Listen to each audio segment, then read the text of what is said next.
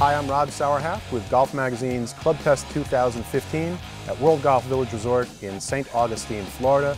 Joining me today are Ken Meltzer, Doug Lair, and Mike Gorski, and we are talking putters.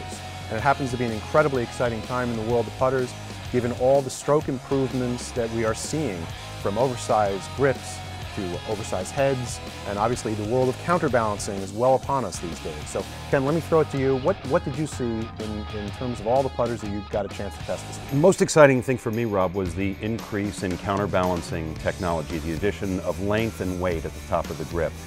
When we're here with 2015 Club Test, that means that January 1, 2016 is fast upon us, and the anchored putting ban goes into effect. And there are a lot of people who are worried right now about whether they'll be able to continue to play in tournaments and even play matches with their buddies on weekends and comply with USGA rules. Well, this counterbalancing technology really seems to me to be a great solution for people who have been dependent on anchored putting for so long. You get the stability at the top of the grip so that your hands don't take over the stroke, but you're allowed to make a good free-flowing stroke.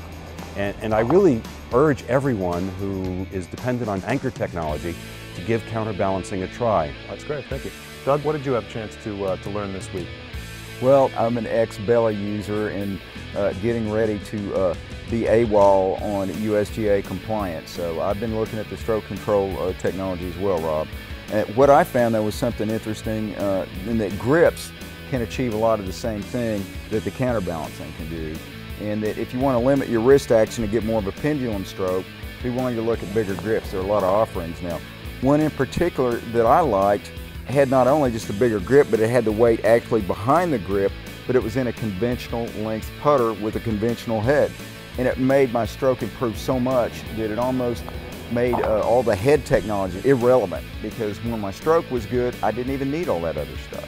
Typically seeing the counterbalance putters in 36, 38, 40-inch lengths, but you saw something in 35. Yes, sir, in 35-inch putter, and it worked very well for me. Great, thank you. Okay, Mike, what did you see out there this week? It was amazing to me. You know, for years we've been seeing lots of R&D put into the heads of the putters, whether expanding them or expanding the technology within them to make them more forgiving.